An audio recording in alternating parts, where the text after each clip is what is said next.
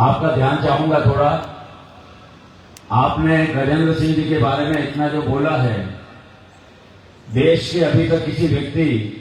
ने इतने खुले मन से अपनी बात कहने का। सर मेरी तरफ ध्यान दीजिए, ये शेखावत साहब जो आपके पास में बैठे हैं ना, मैंने कहा ना जोधपुर यूनिवर्सिटी के प्रेसिडेंट बनने के बाद में जब जवानी के अंदर इनको जोश आया तो इनको और कुछ में नहीं सूझा। ये सुदूर दौरों में, जैसल के दौरों में जहां पर की इतनी गर्मी पड़ती है, वहां के सैनिकों के लिए अपना जीवन लगा दिया। वर्षों वर्षों तक उन सैनिकों की सेवा की और उसके बाद में सैनिकों की सेवा के माध्यम से भारत के सर्वप्रभुत्व लोकतंत्रात्मक गणराज्य में सेवा करने का संकल्प लेकर के ये आए। इनका स्वभाव सुनिए, इनका स्वभाव हमेशा से ही तू निर्बल और गरीबों का दिनमान बने तो मैं जानूं, छोटे से छोटे व्यक्ति को भी गले लगाते हैं। तो निर्बल और गरीबों का दिनमान बने तो मैं जानूं, अभिशप्त हुए इन मजदूरों का वरदान बने तो मैं जानूं। तुम लाख ताकतवर हो, तुम लाख ताकतवर हो, लेकिन भगवान नहीं बन सकते हो। इंसान के खातिर दुनिया में इंसान बनो तो मैं जानूं। आज दिल्ली का इतना बड़ा शेड्यूल, इनका पल पल की इनकी कीमत, और उसके बावजूद भी इन मजदूरों को संभालने के लिए आप आए हैं। और वक्ताओं ने बताया कि 80% काम आपका, 80% आपका शेखावत साहब ने कर दिया है, अब 20% काम रह गया है। तो साहब बोले इससे पहले मेरा ये निवेदन साहब को, ये पूरी की पूरी व्यवस्थित आपकी पब्लिक है, ये आपके ब्लाइंड फॉलोअर है। उठो लक्ष्य पर तूफा बनकर, उठो लक्ष्य पर तूफा बनकर इनका रिजर्वेशन स्वीकार करो। और बुला रहे हैं शेखावत जी, हाथों से उपकार करो। अटल रहे तो विजय गान इतिहास तुम्हारे गाएगा, और आने वाला भारत गीत शेखावत जी के गाएगा। भारत माता की, श्री गजेंद्र सिंह शेखावत की। बोलो भारत माता की, भारत माता की। अखिल भारतीय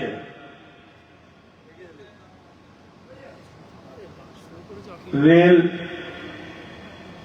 मालगोदाम मजदूर संघ के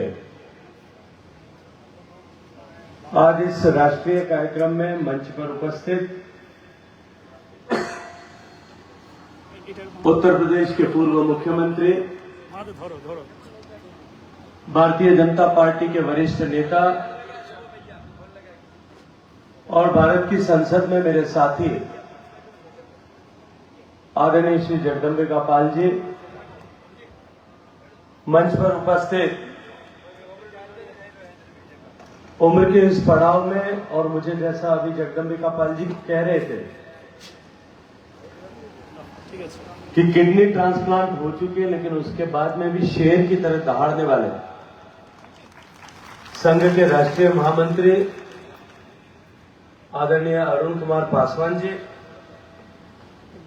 राष्ट्रीय प्रभारी और एक अद्वितीय ऊर्जा के धनी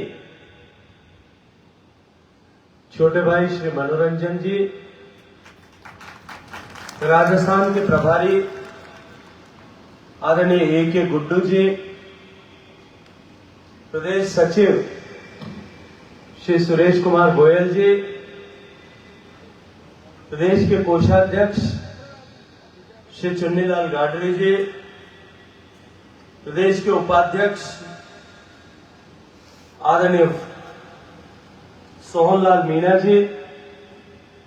मंच पर मेरे साथ उपस्थित आए विधायक आदरणीय श्री फूल सिंह जी मीणा, मंच पर उपस्थित भारतीय जनता पार्टी के वरिष्ठ नेता आदरणीय श्री प्रमोद सामर जी, आदरणीय श्री हिम्मत सिंह जी झाला, मंच पर उपस्थित भारतीय जनता पार्टी के जिलाध्यक्ष आदरणीय रविंद्र श्रीमाली जी, बीआरएमजीएसएस के सचिव संयुक्त सचिव श्री गणपत दास जी, मंच पर उपस्थित संघ के विभिन्न प्रांतों के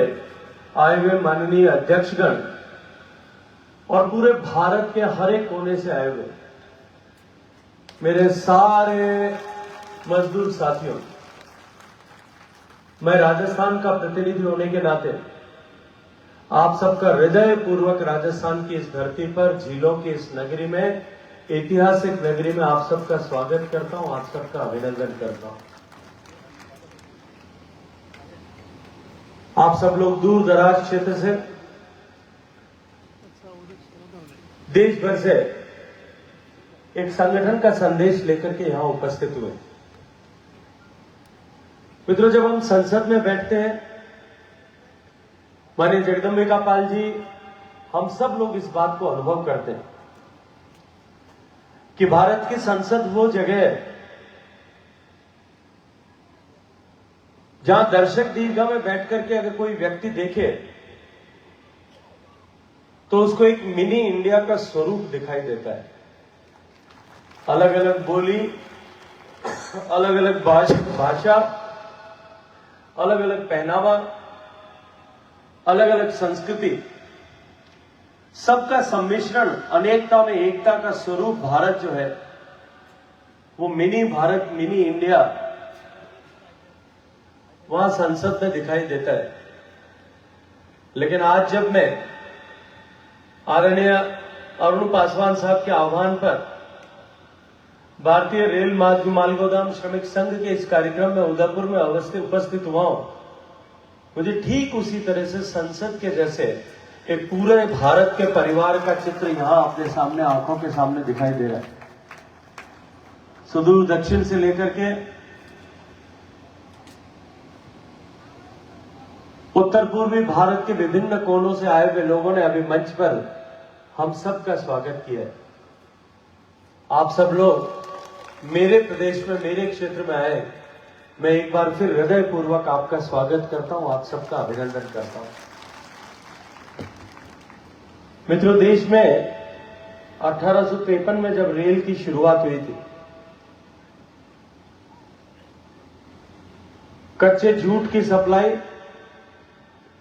कोयले के ट्रांसपोर्टेशन और टेक्सटाइल की मिल्स को कच्चे माल की आपूर्ति और बाद में उनके बनाए हुए कपड़े का देश भर में ट्रांसपोर्ट करने के लिए रेल में माल के परिवहन की प्रक्रिया प्रारंभ हुई थी। सामान्यतः हम सब इस बात पर विचार करते हुए इस बात को स्मरण करते हैं कि देश की स्वतंत्रता का संग्राम जो 1857 की क्रांति के साथ में हुआ था, जिसका सूत्रपात हुआ था, लेकिन देश के रेल के मालगोदाम के मजदूरों ने उससे पहले ही विद्रोह करके स्वतंत्रता की इस क्रांति का सूत्रपात अपने सिरे पर, अपने स्तर पर प्रारंभ कर दिया है। और तब से लेकर के आज आजादी के 75 साल बीत जाने के बाद में भी मेरे रेल का मजदूर, रेल के मालगोदाम में काम करने वाला श्रमिक, इतनी पीढ़ियां बीत जाने के बाद में भी निरंतर रेल के माध्यम से रेल के माल को अपने पुरुषार्थ के बल पर ढो करके इस देश के निर्माण में एक अत्यंत महत्वपूर्ण भूमिका का निर्वहन कर रहा है। मित्रों, आज मैं संघ के कार्यक्रम में जब आप सब लोगों के बीच में उपस्थित आया हूं, और जैसा अभी मनोरंजन जी ने अपनी बात करते हुए कहा था कि आप सबकी, आपसे पहली पीढ़ी के श्रमिकों की पीड़ाओं से व्यथित होकर के जिस तरह से निरंतर उनका शोषण हो रहा था, जिन प्रतिकूल परिस्थितियों में उनको अपने काम का निष्पादन करना होता था, उन सब से व्यथित और पीड़ित होकर के एक अकेले व्यक्ति अरुण कुमार पासवान जी ने जब संघर्ष प्रारंभ किया था और इस संघर्ष का निर्माण किया, तब से लेकर के अब तक 25 साल इस संगठन को काम करते हुए हुए। एक व्यक्ति के जीवन में 25 साल का कालखंड निश्चित रूप से बहुत लंबा कालखंड होता है, क्योंकि जिस तरह की पौराणिक कल्पना हमारे यहां ऋषियों मनीषियों ने की है और जीवन के जिन 4 आयामों की संकल्पना की थी, उसमें से हर एक आयाम 25 साल पूरे होने पर लगभग समाप्त हो जाता। और वो जीवन के एक नए काल में प्रवेश करता है। लेकिन एक संगठन के जीवन में 25 साल का कालखंड, और वो भी एक ऐसा संगठन जो 1853 से जिस क्षेत्र में लोग काम कर रहे हो उनका संगठन हो, और जिसमें अनवरत नए लोग, नई ऊर्जा, नई शक्ति, जिसमें नई पीढ़ी अनवरत आती रहे, उसमें शायद 25 साल का कालखंड उतना रेलेवेंट नहीं हो सकता जितना किसी एक व्यक्ति की उम्र में होता है। लेकिन फिर भी किसी एक संगठन के साथ में, एक संगठन के रूप में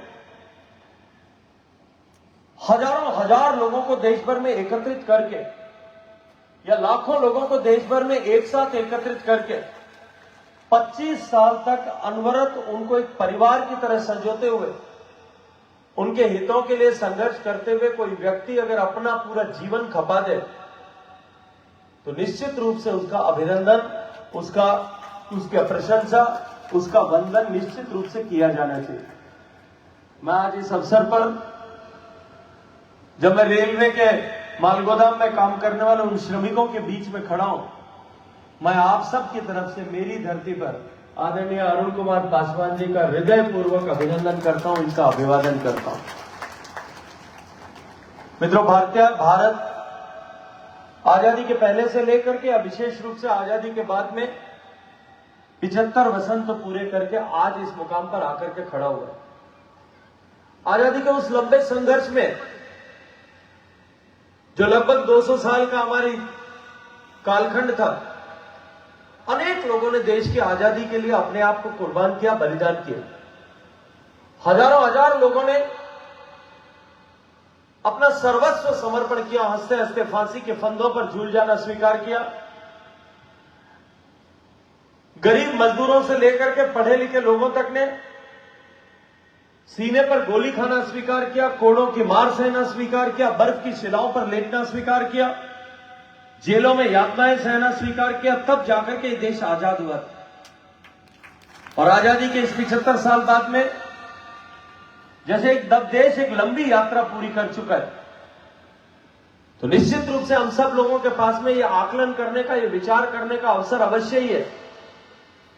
कि जिस लक्ष्य को लेकर, जिस भाव को लेकर के, जिस विचार और सोच को लेकर के आजादी के इस युद्ध में अनेक लोगों ने अपना सर्वस्व समर्पण किया था, अपना जीवन खपाया होगा, अपना जवानी खपा दी होगी, क्या हम उनके सपनों का भारत बना पाए थे? तो निश्चित रूप से हमको कहीं न कहीं मन में किसी न किसी तीर की टीस अवश्य देखने को मिलती है, सबके हृदय में उपजती है। लेकिन जब अब इसी परिप्रेक्ष्य में पिछले 9 साल में, 9.5 साल में माननीय नरेंद्र मोदी जी के नेतृत्व में जिस तरह से देश के हर एक वर्ग की चिंता और विचार करते हुए देश के गांव, गरीब, शोषित, पीड़ित, वंचित, दलित, मजदूर, इन सब के जीवन में परिवर्तन के लक्ष्य को लेकर के काम करने वाली सरकार और उसके किए गए कामों के प्रभाव और परिणाम के दृष्टिकोण से देखते हैं तो एक सुखद एहसास, एक ठंडी बयार चली हो, ऐसा अनुभव हम सबको जीवन में प्रेम जो है आता है। पिछले 9.5 साल में देश के मजदूरों के जीवन में परिवर्तन लाने के संकल्प को लेकर के,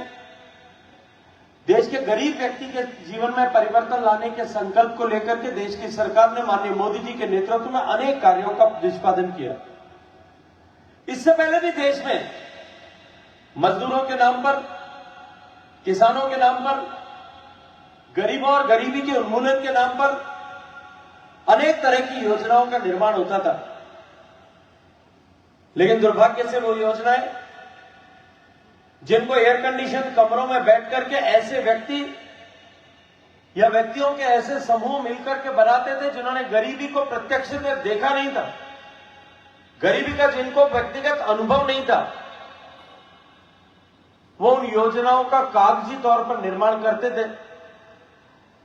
और अभाव में काम करने की आदत बन जाने के कारण से केवल कुछ ही लोगों तक उन योजनाओं का लाभ पहुंच पाता था। लेकिन माननीय नरेंद्र मोदी जी ने प्रधानमंत्री बनने के साथ ही जो संकल्प व्यक्त किया था कि मेरी सरकार गांव, गरीब, पीड़ित, शोषित, वंचित इन सब के जीवन में परिवर्तन लाने के लक्ष्य को लेकर के काम करेगी। एक नया गवर्निंग मंत्र उन्होंने दिया और उन्होंने तय किया कि जो भी चुनौती हम स्वीकार करेंगे, जो भी काम हम लेंगे हाथ में, जो भी योजना हम प्रारंभ करेंगे, वो हर एक योजना 100% सैचुरेशन तक लागू होने तक उस योजना को पूरा करके छोड़े। तभी आज देश में हर गरीब को आवास मिले। इस संकल्पना को लेकर के देश में 4 करोड़ से ज्यादा आवासों का निर्माण या तो हो चुका है या हो रहा है। देश के हर गांव, गरीब तक घर तक बिजली पहुंचे, हर गरीब के घर तक शौचालय पहुंचे, हर गरीब के घर तक गैस का चूल्हा पहुंचे, देश के हर घर तक पीने का पानी पहुंचे, देश के हर गरीब के घर तक बैंक का खाता पहुंचे ताकि उसे बिचौलियों से मुक्ति मिल सके। आज जब हम पीछे मुड़ करके देखते हैं तो 9 साल बीत जाने के बाद आज निश्चित रूप से हम सबको एक सुखद अनुभूति होती है कि हमने पहली बार किसी एक सरकार ने देश के सामान्य मानवी के जीवन में परिवर्तन लाने के संकल्प को सिद्ध करके दिखाया। और उसी का परिणाम है कि आज यूनाइटेड नेशंस भी अपनी रिपोर्ट में कहता है और नीति आयोग भी अपने रिपोर्ट में ये बात का उल्लेख करते हैं कि पिछले 9 साल में माननीय मोदी जी के नेतृत्व में हुए प्रयासों के फलस्वरूप आज देश में 13.5 करोड़ गरीब लोग ऐसे हैं जो गरीबी की रेखा से बाहर निकल करके मध्यम वर्ग की सीढ़ियां चढ़ करके आज सम्मान के साथ में अपना जीवन यापन कर रहे हैं। देश के गरीब की चिंता करने के साथ साथ में माननीय प्रधानमंत्री जी ने जिस तरह से भारत को विकसित भारत बनाने की संकल्पना के साथ में देश के हितों के साथ समझौता किए बगैर देश के हित में कठोर और कड़े फैसले लेने की नीति के साथ में जिस तरह से काम किया, आज उसका परिणाम हमको न केवल भारत में अपितु विश्व भर में दिखाई देता है। एक तरफ भारत का इंफ्रास्ट्रक्चर डेवलपमेंट हो रहा है, रेल जिस क्षेत्र से हम प्रत्यक्ष रूप से जुड़े हुए, रेल के आधुनिकीकरण के साथ साथ में वर्षों से लंबित पड़ी योजनाएं।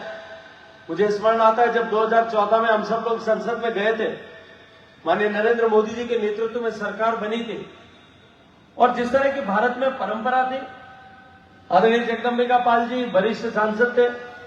हम सब मिलकर के जाकर के रेल मंत्री को अपने अपने क्षेत्र में रेल से जुड़ी हुई विभिन्न परियोजनाओं के बारे में, रेलवे लाइनों के एक्सटेंशन के बारे में, नई रेल के परिचालन के बारे में,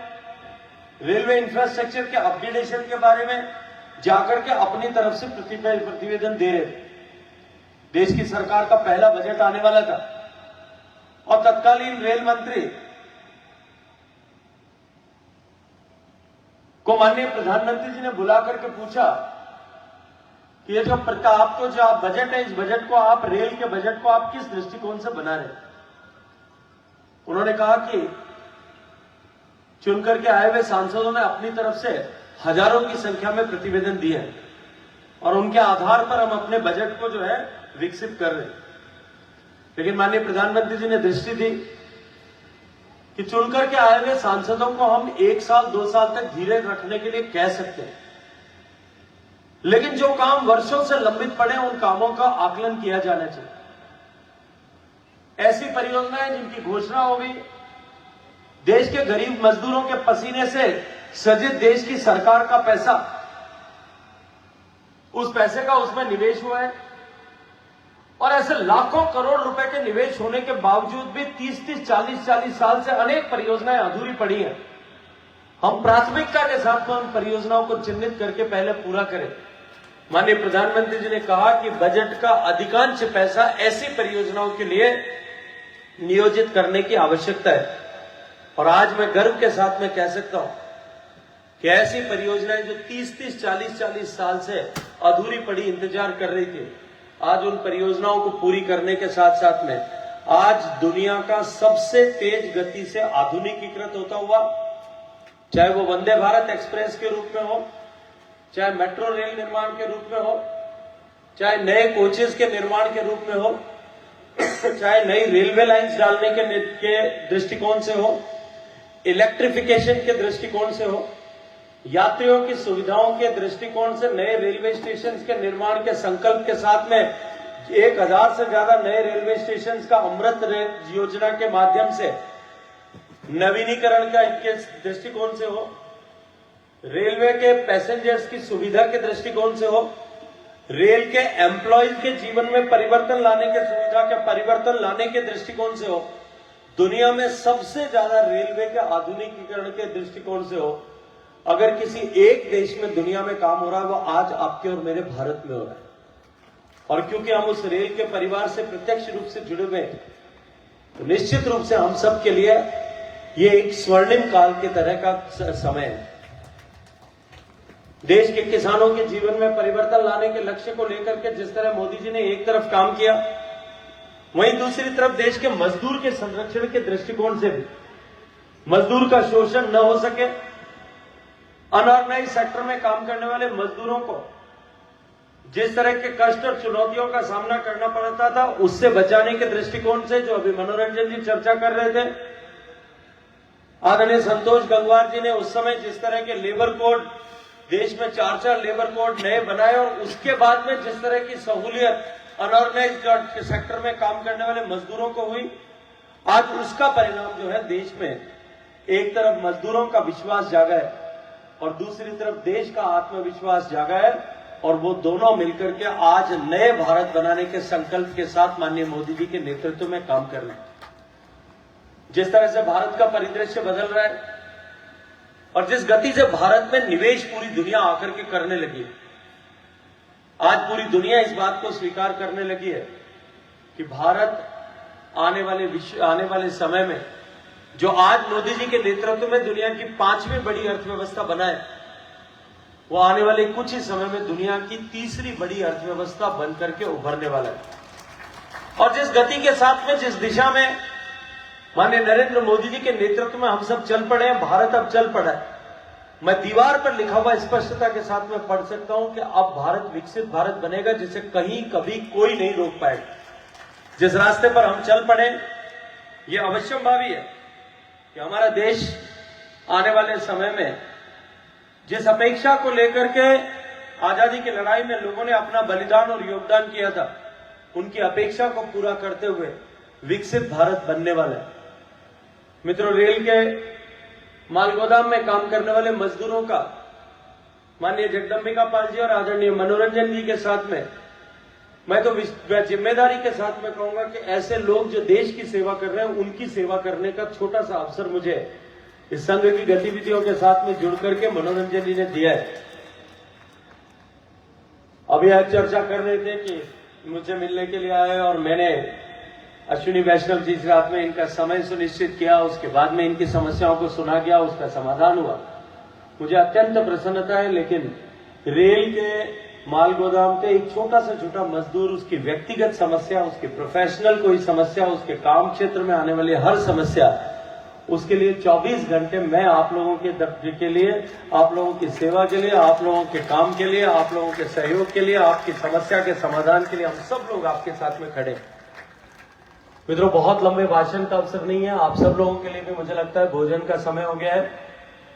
लेकिन हम जिस कालखंड से गुजर रहे हैं, जिस दौर से गुजर रहे हैं, ये निश्चित रूप से भारत के लिए अत्यंत महत्वपूर्ण समय है। और हम सब लोगों को जिस किसी भी क्षेत्र में हम काम करें, चाहे हम रेल में मालगोदाम के श्रमिक के रूप में काम कर रहे हैं, रेल के साथ किसी और भूमिका में जुड़ करके काम कर रहे हैं, हम सरकार की किसी नौकरी के में किसी न किसी रूप में जुड़ करके काम कर रहे हैं, हम राज्य सरकारों के साथ में काम कर रहे हैं। मैं और जगदंबिका पाल जी जैसे, आदरणीय फूल सिंह जी जैसे लोग राजनीतिक क्षेत्र में काम कर रहे हैं, कोई सामाजिक क्षेत्र में काम कर रहा होगा, कोई व्यक्तिगत व्यवसाय कर रहा होगा, कोई शिक्षा के क्षेत्र में काम कर रहा होगा। और देश के हर एक व्यक्ति जो चाहे किसी भी भूमिका में काम कर रहा है, इस कालखंड में जब देश बदलाव के दौर में है, संपरिवर्तन के दौर में है, जब देश में ट्रांसफॉर्मेशन हो रहा है, तब हम सब की जिम्मेदारी, देश के 140 करोड़ लोगों की जिम्मेदारी है कि उस जिम्मेदारी को उठा करके हम अपना हर एक काम, हमारा हर एक आचरण, हर एक व्यवहार रखा गया, हर एक कदम बोला गया, हर एक शब्द, इस विचार को रखते हुए करें कि हमारा कोई भी आचरण और व्यवहार किसी भी दृष्टिकोण से देश के इस बदलते हुए दौर में उसके बदलाव की गति को कम करने वाला होने के बजाय उसकी बदलाव की गति को बढ़ाने वाला होगा। हम सब लोग मिलकर के इस सौभाग्यशाली अवसर का लाभ उठाते हुए भारत को बदलेंगे। भारत को बदल करके आने वाली पीढ़ी को विकसित भारत में रहने का सौभाग्यपूर्ण अवसर तो देंगे, लेकिन साथ ही साथ में उन पुरानी पीढ़ी के लोगों ने जिन्होंने भारत में इस बदलाव को लाने के लिए आजादी की लड़ाई से लेकर के और अब तक अपने आप को खपाया, उन सबको एक विनम्र श्रद्धांजलि भी हम अपनी ओर से दे पाएंगे। मित्रों, मैं आप सबका पुनः स्वागत करते हुए, आप सबका अभिनंदन करते हुए आदरणीय जगदम्बिका पाल जी को, भाई मनोरंजन जी को, श्रद्धेय अरुण जी को, इन सबको हृदय पूर्वक अभिनंदन करता हूं कि आप सबके साथ में जुड़ने का, आप सबसे चर्चा करने का, आप सबसे बातचीत करने का, आप सबके साथ में आप सबके लिए काम करने का सौभाग्यपूर्ण अवसर मुझे प्रदान किया। मैं भी आज गर्व के साथ कह सकता हूं कि मैं भी अखिल भारतीय रेल माल गोदाम श्रमिक संघ के परिवार का सदस्य हूं। ये परिवार का सदस्य बनने का सौभाग्यपूर्ण अवसर जो आपने मुझे दिया है, इसके लिए हृदय पूर्वक आपका अभिनंदन करता हूं। आप सबका बहुत सारा स्वागत। और मुझे विश्वास है ये मेवाड़ के लोग, जो मेरे राजस्थान के लोग इस कार्यक्रम को यहाँ आयोजित करने में मेजबान की भूमिका निभा रहे, ये सब लोग, क्योंकि राजस्थान की अतिथि संस्कार की परंपरा जो है पूरे विश्व भर में प्रसिद्ध है। यहाँ की मान मनोहार, यहाँ के भोजन, यहाँ की संस्कृति पूरे देश में, पूरे विश्व में एक विशिष्ट पहचान रखती है। आप सब लोगों का सुंदर आतिथ्य सत्कार ये सब लोग करेंगे, आप लोगों की हर जरूरत आवश्यकता का ध्यान भी कर रखेंगे। लेकिन इतने सारे लोग, इतना बड़ा परिवार एक साथ एकत्रित हुआ है, हजारों की संख्या में आप सब लोग आए हैं, बहुत सारे लोग अभी मार्ग में हैं, पहुंचने वाले हैं। आप सब लोगों के यहाँ इस प्रवास के समय में कहीं कोई छोटी मोटी असुविधा भी रही हो, तो मैं परिवार का सदस्य और आप सब लोगों का एक प्रतिनिधि होने के नाते आप सबके उसके लिए क्षमा प्रार्थना करता हूँ। आप सबको बहुत सारी शुभकामनाएं। हम सब मिलकर के इस देश को विकसित भारत बनाएंगे, इस संकल्प के साथ में बोलिए भारत माता की।